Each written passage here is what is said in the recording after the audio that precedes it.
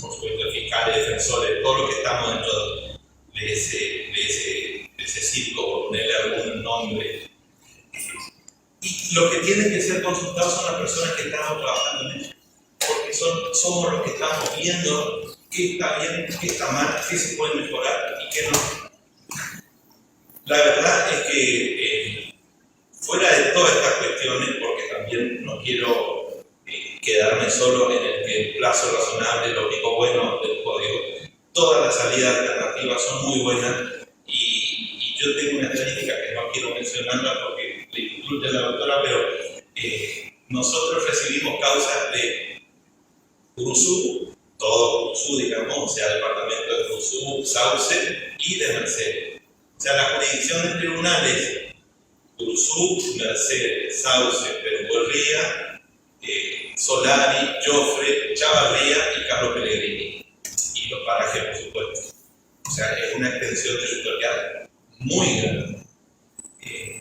Y vemos cómo se trabaja en uno y otro lugar. La verdad es que a nosotros nos están llegando mucho menos causas de Mercedes, pero no, eso no habla mal de la doctora, eso habla bien en realidad, porque lo que están haciendo es salidas alternativas que en causa de entidad menor, desde el punto de vista punitivo, se soluciona el conflicto en la instancia del juez de garantía sin tener que llegar a atravesar el juicio. Sí, en el caso de Mercedes ocurren dos cosas. Por un lado, ha habido más de 300 causas que se resolvieron con esas salidas alternativas. Me refiero específicamente a conciliación. Hay más de 100 causas con suspensión de juicio de prueba y además en el caso de Mercedes, los abogados y el fiscal han hecho uso de otro instituto que tiene previsto el código, que es el juicio abreviado pleno, que es un acuerdo que hace el abogado, que hace el imputado con el fiscal, con el asesoramiento de su abogado, y acuerdan cuál es el, o sea, acepta, es decir, que el imputado acepta cuál es el hecho del cual se le está acusando. El fiscal tiene que reunir las pruebas necesarias para poder sostener esa acusación y acuerdan que se le ponga una condena y traen ese acuerdo firmado al juez para que lo homologue o no, lo apruebe o no. ¿Qué tiene que hacer el juez? Controlar que el fiscal efectivamente tenga pruebas suficientes como para acordar una condena y además que se cumplan todos los otros requisitos que establece la ley. En el caso de Mercedes, con ese procedimiento se han resuelto más de 70 causas y entre esas 70 causas que se han resuelto causas de homicidio, de abusos sexuales agravados, o sea, se han impuesto penas entre 6 meses de cumplimiento en suspenso a 17 años. ¿Qué quiero decir? Que gran parte de las causas que antes, con el sistema anterior, hubiesen sido resueltas en el tribunal oral, hoy con este sistema se resuelven en garantía. No es el sistema que tiene previsto todos los códigos. En muchos otros lugares, esta posibilidad de hacer este tipo de acuerdos se da para determinados delitos. Nuestro código en ese sentido tiene una amplitud absoluta, pero esa es la razón por la cual Mercedes tiene esa estadística. Eso también creo que en algún momento nos obligará a replantearnos la división de recursos humanos en las oficinas judiciales.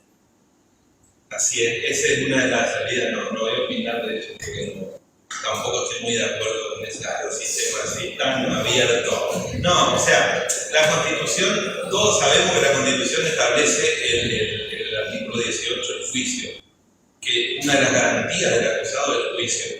Y claramente este modelo copiado del sistema anglosajón, el del juicio abreviado, claramente es un instituto extrapolado, como hemos hecho lo mismo con otros, digamos. Pero ¿por qué lo hacemos? Para descomprimir el sistema. ¿Por qué? Porque el sistema saturado, el sistema no soporta más causas, no tiene la capacidad de procesar tantas causas del sistema. Pero eso no es en Mercedes, estoy hablando, en el mundo pasa eso. Por eso encontraron salidas alternativas. Lo que está diciendo la doctora es que ante la como ven en las películas, ante las pruebas reunidas por el fiscal, él se reúne con el defensor y le dice, mira, tengo todas estas pruebas, tengo el ADN del abuso sexual, tengo el ADN que se sacó, bla, bla, bla, bla. Bueno, no hay nada que discutir en un juicio. ¿Por qué no hacemos un acuerdo? Yo te pido 10 años. Y en lugar de entrar a un juicio oral, acordamos y asumís la responsabilidad y se te condena a esa pena. Bueno, es una salida que estuvo cuestionada doctrinariamente al comienzo. Hoy en día como que se achacó y se aplacó y está aceptada. Sí, como dijo Maggie, sí hay otros códigos que tienen tope, digamos. Por ejemplo, el nacional dice 6 años, delito cuya pena máxima sea 6 años.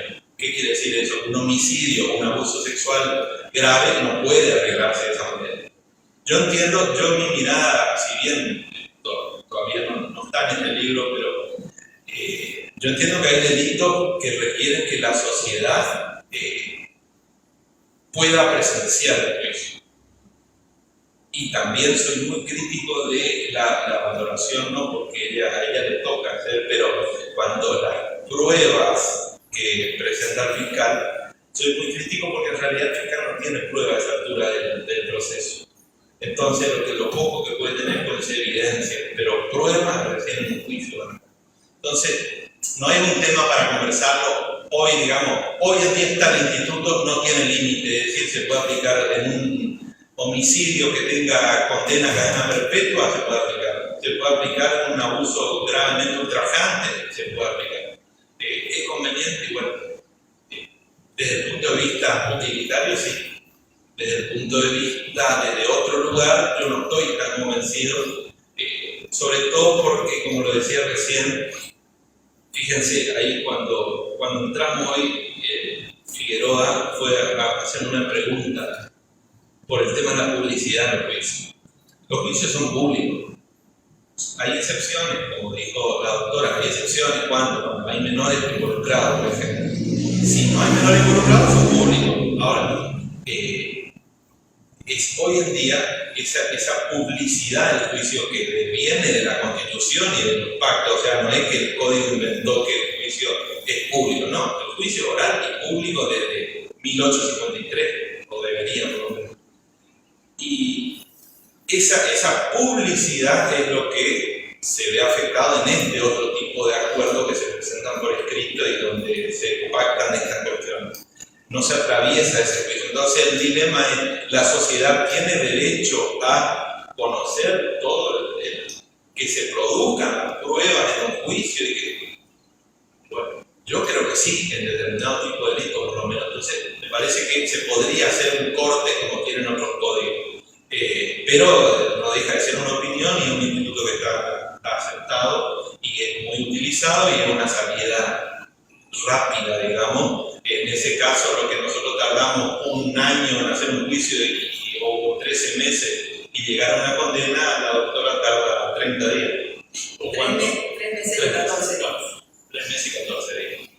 Pero bueno, tiene su bemoles, digamos, tiene sus cuestiones. Yo lo acepto, está y es útil.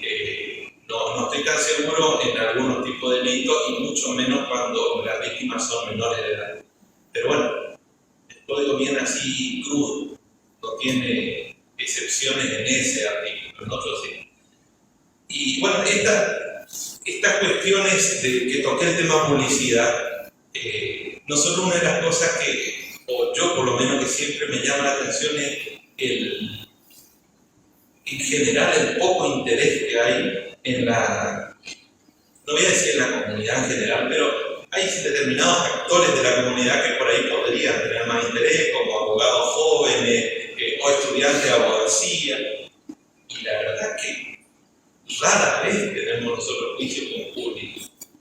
Tienen que ser juicios así muy trascendentes. Y eso en realidad no es sano. O sea, cuando la doctora habló de que la comunidad se involucre, la comunidad, yo tengo una posición que sé que Maggie la comparte.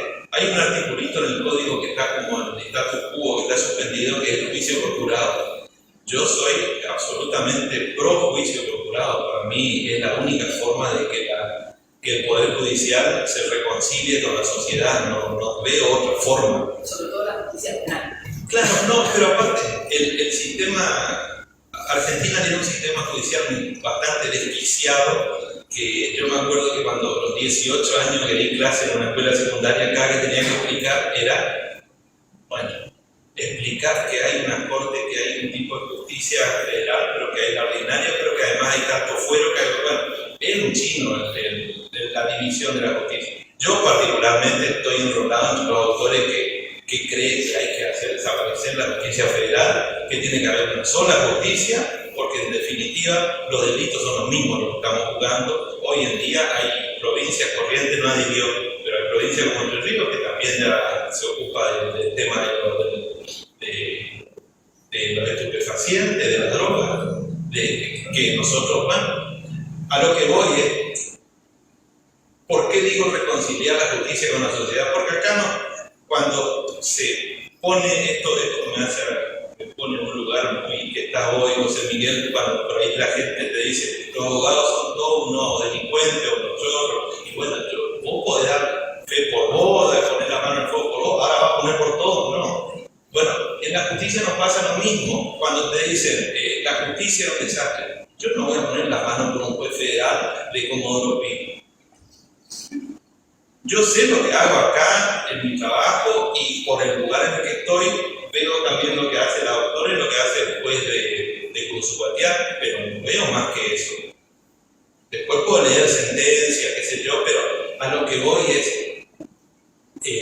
para mí, una de las cuestiones claves es el juicio por jurado para reconciliar, para que la gente vuelva a tener esa confianza en la justicia. Y para que pueda tener esa confianza, tiene que estar sentada en el lugar de decir, y no estoy diciendo nada nuevo, está en la Constitución desde 1853. 1853, no estoy diciendo desde el año pasado ni hace 20 años. Y se está aplicando ya en provincias que son iguales, nomás que nosotros, como Chaco, como Entre Ríos, ya se está aplicando. Y está funcionando.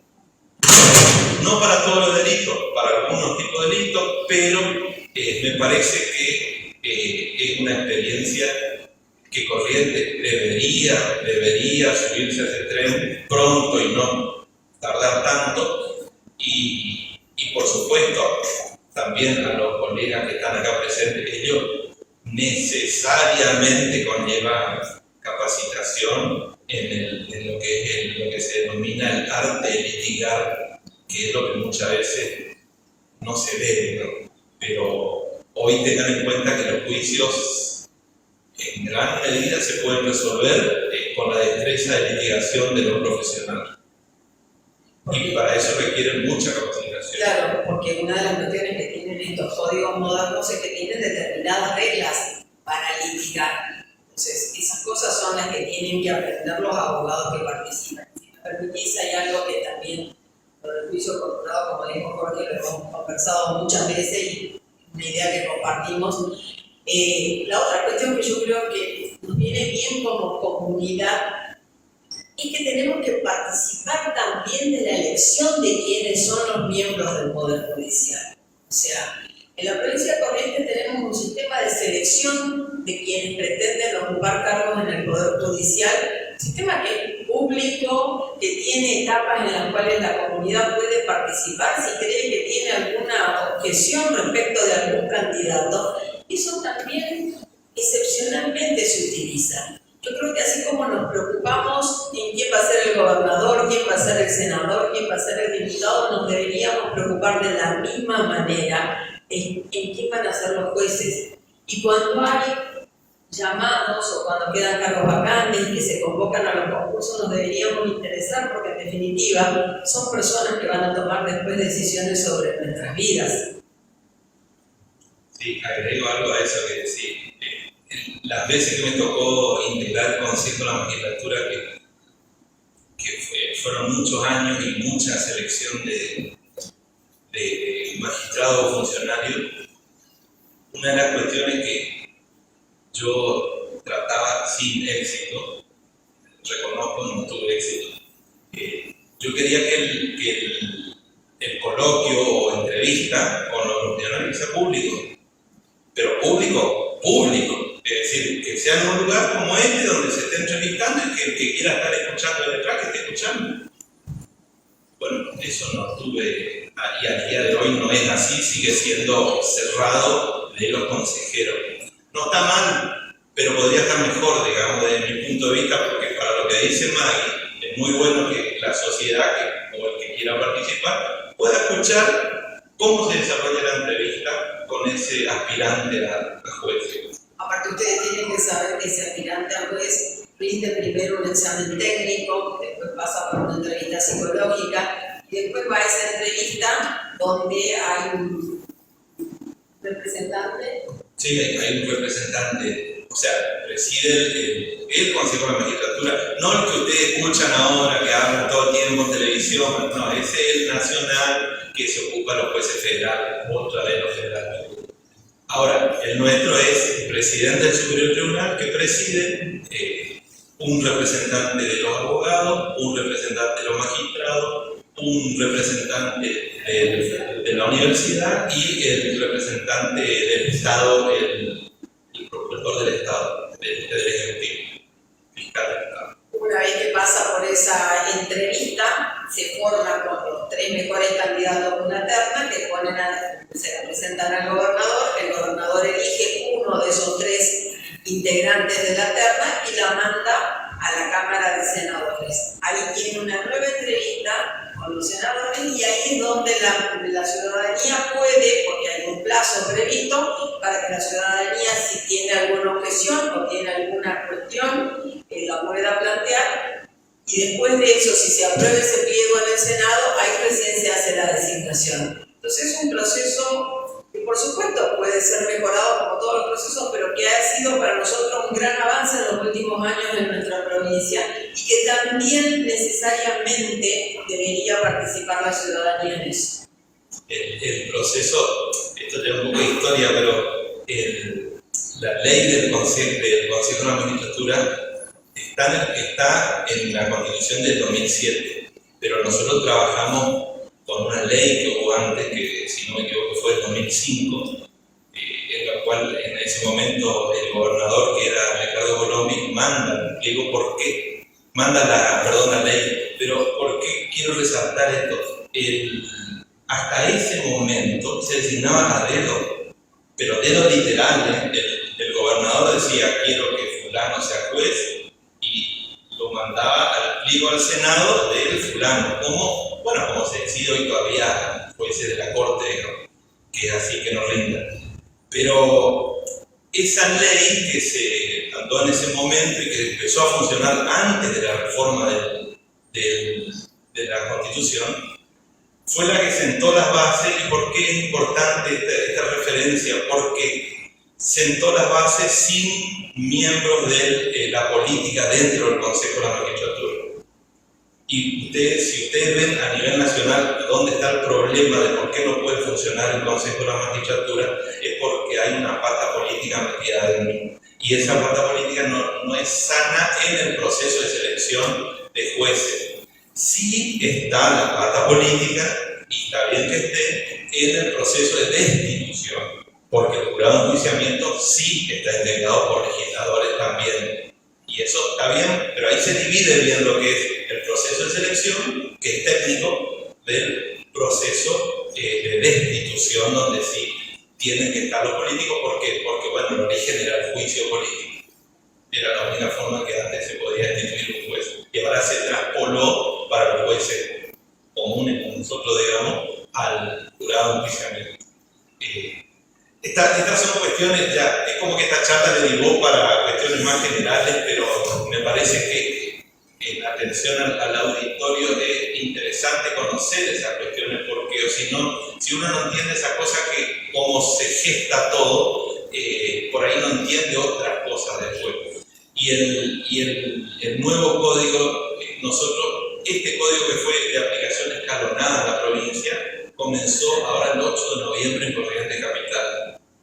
Todavía no hay resultados, por supuesto, muy pronto, pero el tembladeral va a ser en corriente, porque claramente el foco, la población está allá, y lo que pase allá es lo que va a repercutir después en una reforma o no, o otra reforma. Pero creo que estamos muy a tiempo para que este código, que es un código en líneas generales muy bueno, que pueda ser trabajado de mejor manera con un refuerzo de las áreas donde tiene que reforzarse. Y por supuesto, con reestructuración. Hoy Mari decía la igualdad de partes que mencionó. Hoy en día eso no está pasando, no pasó y no está pasando. No pasa ni siquiera con la defensora oficial que está acá presente. No hay igualdad de partes. La Fiscalía tiene el sumo de todo el poder, digamos. Eso está bueno en el sentido de que la Fiscalía tiene que investigar. Ahora, también estaría bueno que haya que los equipos interdisciplinarios ya no sean del Poder Judicial, que sean del Ministerio Público.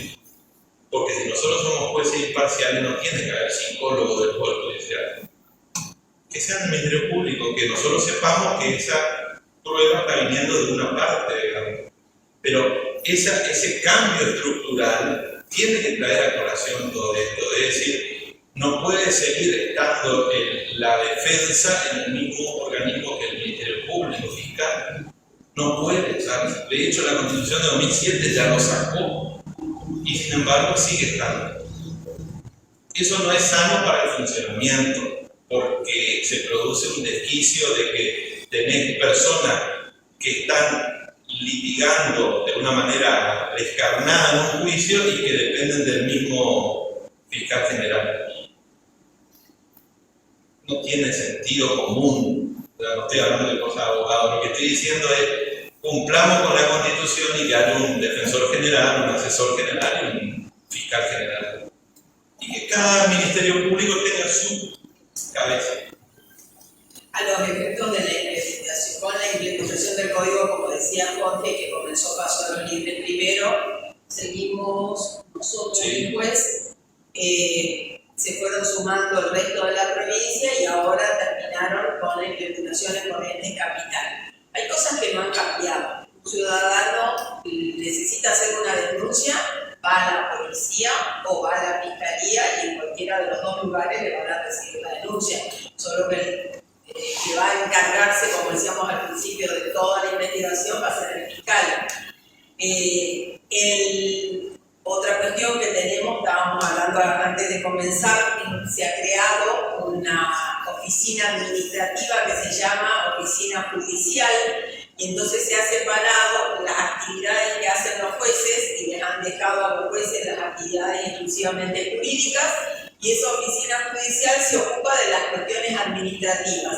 Es la oficina judicial la que se ocupa de hacer las citaciones, la de organizarnos qué días y en qué horarios tenemos las audiencias, todas cosas que antes nos ocupábamos nosotros, se ocupa la oficina judicial. Y una de las cosas que tiene este código, que es bueno saberlo también, es la desformalización.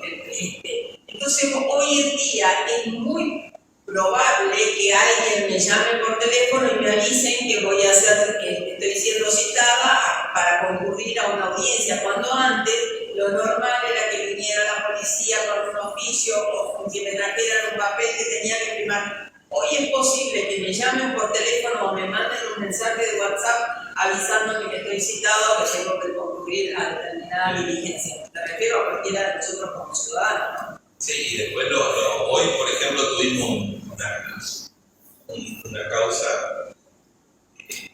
X común y corriente, y que algo ya habitual para nosotros, que declaren los testigos que no estén con posibilidad de venir a la sala de juicio de manera telemática. Entonces declaró desde un oficial de policía, declaró desde Valencia, España, por WhatsApp, por videoconferencia. Y eso ya lo tenemos normalizado absolutamente. O desde nuestros campos. O desde nuestro campo, o desde la ruta, o sea, desde cualquier lado.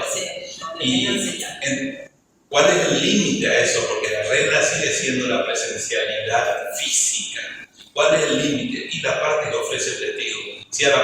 ofrece el testigo, ese testimonio le resulta realmente importante y tenés que traerlo a la sala de juicio. Si la parte que ofrece el testigo es un testigo que no va a agregar demasiado a la cuestión y que podés tenerlo de manera telemática en un televisor y lo tenés de manera telemática y producir la prueba. Pero esa deformalización, la pandemia acompañó al código y vino a desterrar. Fue una de las pocas cosas buenas que nos quedó, porque siempre el abogado siempre ha sido muy estructurado, muy con mucho prurito, con mucho miedo, que la notificación, que si es por WhatsApp, bueno, eso desapareció.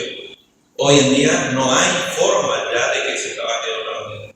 Se trabaja de esa forma y se trabaja bien y no hay ningún planteo ni de nulidad ni de cosas por el estilo, porque tampoco va a tener ningún tipo de asidero, porque de verdad, que me disculpen, veo que hay miembros de la fuerza, pero hoy en día, si yo sé que el teléfono es de Juan Pérez, perdón por Juan Pérez, que siempre salen los ejemplos, pero que sé que es de Juan Pérez y tengo el doble tilde en un WhatsApp que le mandé una notificación y tengo más certeza que si le lleva a la policía un oficio.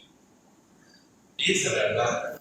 Vivimos en un mundo que nosotros tenemos que adaptarnos a ese mundo y por suerte, también hay que decirlo, el Poder Judicial en esas cuestiones ha hecho una muy buena inversión en el sentido de que tenemos los medios a disposición y podemos hacerlo. Hoy en día no es complicado. Yo me acuerdo que en el 2016 tuvimos una vez una suspensión de juicio de prueba que el imputado era un peticero que estaba viviendo en Inglaterra, a unos pocos kilómetros de Londres. Y se iba 6 meses y volvía. 6 meses y volvía. Y bueno, nosotros, audaces también en 2016, digo, y no, vamos a hacer la audiencia. Bueno, pedimos autorización al superior porque era toda una cosa así rarísima, ya existía el WhatsApp o otras formas de poder hacer videollamadas. Tuvimos una semana haciendo pruebas con la directora del área de informática del Superior Tribunal, que a la tarde había que juntarse para hacer la prueba, si se podía hacer, si no se podía. Bueno, eso que nosotros tuvimos una semana para después sacarlo fuera con un abogado particular, el abogado defensor, en ese momento hasta salió en los medios, todo, porque el imputado no estaba físicamente en la sala de audiencia, estaba el abogado solo, el imputado estaba en la pantalla. El doctor Oliesa era el abogado. Y eso que fue toda una novedad en el 2016, hoy en día es una normalidad, pero impresionante. Nadie me pregunta cómo está telemático, está físico, o sea, es algo que lo tenemos asumido. Ese ejemplo lo traigo a colación porque esos son cambios de paradigma. ¿Cuál es el cambio de paradigma? Hoy es fácil, porque está todo acá, está todo allá, está la pantalla, está el sistema, pero en ese momento siempre hay dos caminos. No está el imputado en Inglaterra. Cuando venga, vemos qué hacemos. Esa es una salida. La otra salida es hacer el cambio de paradigma. Es que no, si yo me puedo comunicar con mi hijo por videollamada, ¿por qué no lo podemos comunicar con el imputado? En una suspensión de juicio prueba. Claro, no era que estaban por ser juzgados a través de ese sistema. Pero esas cuestiones son muy interesantes traerla a colación. ¿Por qué? Porque eso también habla de nuestra capacidad de adaptación y de versatilidad. Yo, algo que no toleraba en ese momento, y creo que no tolero tampoco, es que la realidad real, digamos, vaya por un lado y el trabajo vaya por otro, digamos, no pueden estar divorciados. O sea que si nosotros podemos comunicarnos de esa manera, ¿por qué no podemos usar esas comunicaciones dentro de, bueno, por suerte hoy están como embardados, digamos, estamos al mismo nivel y ninguna de esas cuestiones, ninguna son obstáculos para poder desenvolver el trabajo cotidiano. Esas cosas, la verdad que son muy buenas y la pongo de resalto porque de otra manera sería casi imposible llevar adelante nuestra tarea. Porque en cualquier juicio siempre hay un testigo que está o en La Pampa, o en Salta, o en Neuquén, siempre hay alguien que está en otro lugar. Y el trabajo se tiene que hacer, el juicio tiene que llevar adelante y bueno, esto nos permite. Estas son cuestiones que vale la pena destacar y que son realidades que hizo, por ejemplo, que nosotros en pandemia podamos trabajar toda la pandemia, excepto creo que 20 días, porque el superior nos blindó a todos o una cosa así. Pero el resto de la pandemia, nosotros, porque también habrán escuchado 1000 veces, la justicia no trabaja o trabaja de forma virtual, bueno, no sé qué justicia. Nosotros íbamos todos los días a trabajar y hacíamos los juicios de esta forma. Cuando no se podía salir de la ciudad y qué sé yo, bueno. Pero bueno, es buscarle también la vuelta a las situaciones coyunturales que se nos presentan. Y bueno, eso el código nos da herramientas para poder trabajar de toda esa manera. La verdad que estamos en un momento en el que sería bueno que la sociedad se involucre, sobre todo hoy se están cambiando todos los códigos en corriente, todos. No tengo bien el registro, pero sé que el civil, procesal civil se cambió, creo que el trabajo también, o está ahí. El procedimiento administrativo, bueno, todos, o sea, como nosotros somos así, cuando estamos en stand-by o vamos por todo, digamos, bueno, ahora estamos en el momento que vamos por todo. Pero como estas cuestiones penales tienen una trascendencia distinta a la comunidad, es importante que la gente pueda entender algunas cuestiones que hacen al nuevo paradigma del proceso penal. Y también, citando, hace unos días le hicieron una entrevista al ministro de Justicia, creo que el doctor De Simoni, cuando empezó el código nuevo en Corrientes, y el periodista le pregunta, salieron todos los medios, no te puedo decir nada, le pregunta, bueno, ¿podemos decir que con este nuevo código se terminó la puerta giratoria? Le pregunta el periodista. Y bueno, con honestidad brutal, le dijo, no, la verdad que no, le dice. Lo que podemos decir es que el tiempo del juicio va a ser mucho menos, pero no podemos decir porque la regla sigue siendo que la persona que está acusada llegue en libertad al proceso, salvo las excepciones que establece el código. Es más, el código es mucho más riguroso que el código para las excepciones. Para las excepciones. Entonces, la regla en el código es que no haya prisión preventiva, salvo algunos pocos supuestos, y que la persona llegue en libertad al juicio. Pero esa cosa también nosotros tenemos que decirlo, porque después, cuando la sociedad en general se queja y dice la justicia tal cosa, la justicia, bueno, primero la justicia trabaja con las leyes que hacen los legisladores. Los legisladores en este código, no digo que se les hayan apartado de nada, es la tendencia desde la reforma de la Constitución. La regla es la libertad, la excepción es la privación de libertad durante el juicio, durante el proceso. Y lo que hace el legislador es incorporar en el código una serie de otras medidas de coerción que no sean la prisión preventiva. La restricción de acercamiento, la prohibición de ir a determinados lugares, la prohibición de relacionarse con determinadas personas. O sea, el código establece otras medidas que son menos gravosas para la persona que está acusada y para la protección de la víctima, pero que no sea necesariamente siempre poner preso, para que nos entendamos, a la persona que está acusada, que por ahí es lo que reclamo que se escucha, ¿no? Que por otra parte también, hay que decirlo, las unidades penitenciarias están completas, están llenas. No crean que no hay gente presa, digamos, por el sistema la teléfono. Sí, hay mucha gente presa.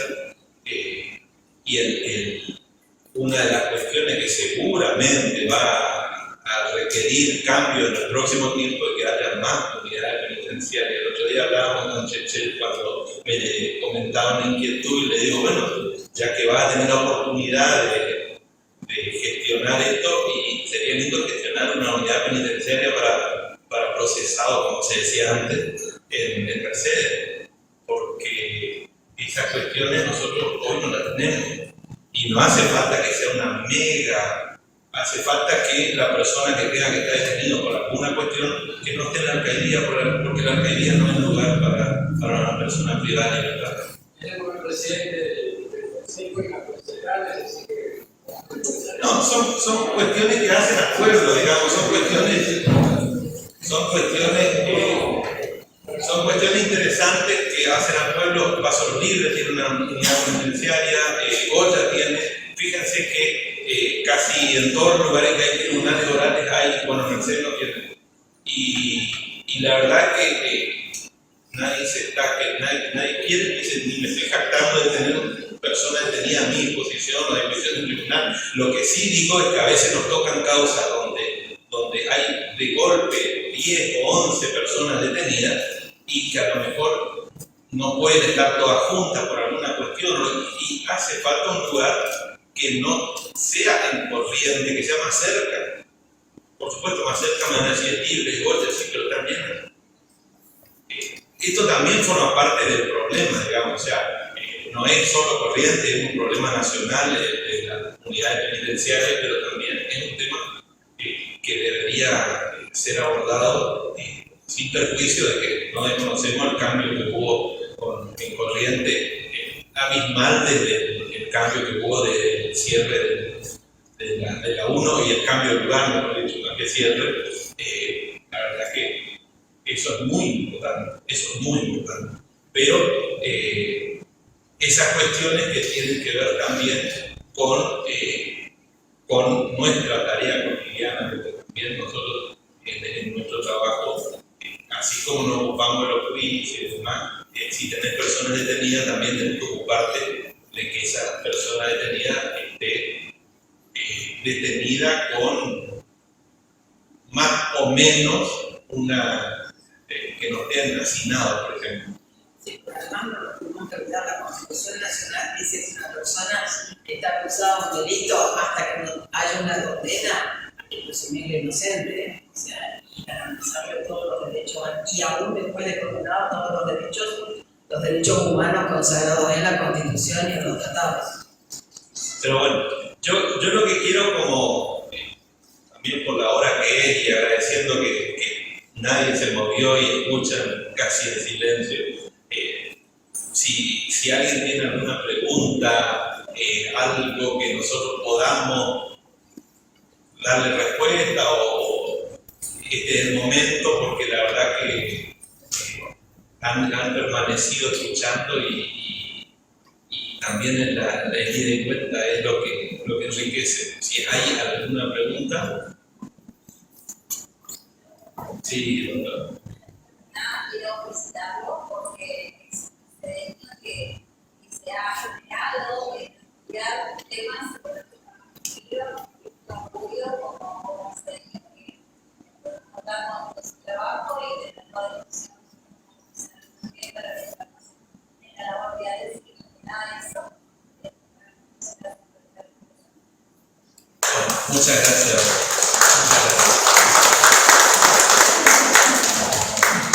Bueno, no sé si hay esto más que pregunta, fue una caricia, digamos. Podría venir una pregunta, en serio. Sí, no sé si alguien tiene alguna pregunta. Bueno, una duda, porque la verdad que el tema es demasiado amplio. Y hoy lo que intentamos con Maggie, esto también vale decirlo, vieron que yo casi no hice referencia a cuestiones específicas del código, pero la idea fue hablar en un lenguaje de cuestiones que a todos nos interesan y que todos puedan entender, digamos, no tiene sentido ponernos a hablar de cuestiones técnicas. Para eso ya el colegio seguramente organizará. Bueno, yo quiero expresar la bondad de este nuevo código, yo visitaba lugar de detención con la anuencia de la doctora Margarita, con la juez, y las personas allí detenidas sufrían el síndrome del aislamiento y también de la ansiedad por saber cuándo se los va a juzgar, a ver si no era muy lejos, si no iba a pasar mucho tiempo. Algunos decían, Yo me maté, pero fue en defensa propia, así que seguramente me van a... Y otro me dijo, yo le pasé el cuchillo por el cuello, pero no del lado del filo, sino del lado del otro lado. Así que esta gente estaba muy ansiosa por ser juzgada. Entonces con esto realmente se acelera y muchísimo de acuerdo a lo que estaban expresando. Quiero agradecer entonces a todo el Poder Judicial, porque cuando yo fui con esta idea, todos les pareció magnífico que puedan contar esto de la nueva modificación de los códigos. Quiero decir también que cuántas personas vieron, 400 personas vieron allá por internet, y vamos prácticamente a sala llena, y entonces a todos muchísimas gracias.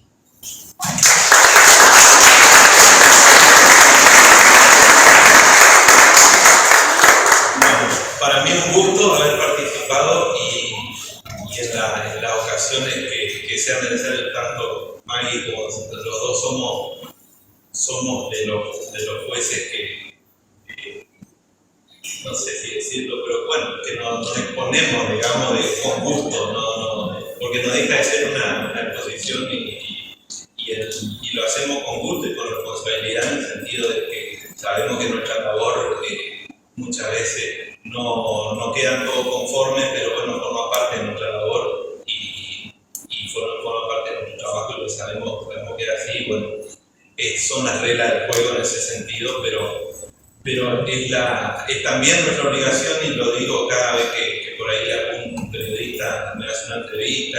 Yo entiendo que como servidores públicos también nosotros tenemos la obligación de dar la cara, como quien dice, exactamente. No en cuestiones puntuales ni particulares, pero sí en cuestiones. Es nuestra obligación, y además creemos que es muy útil de que podamos informar qué es lo que hacemos, dónde estamos, quiénes somos, qué se ocupa de cada quién, cómo es nuestra división de trabajos, o sea, qué es lo que hacemos en cada oficina. Es muy útil. Nos parece que abrir esa puerta de diálogo con la comunidad nos beneficia a todos. Así que yo también les agradezco muchísimo. Bueno, muchas gracias a todos por venir, la verdad que fue un gusto compartir. Esto ha sido todo para este programa. Si el destino así lo permite, el próximo martes estaremos con un programa de similares características, recordando que por algunos programas vamos a ir reiterando ya los programas que hemos emitido para luego comenzar con los programas en vivo. Tengan ustedes muy buenas noches y muchas gracias.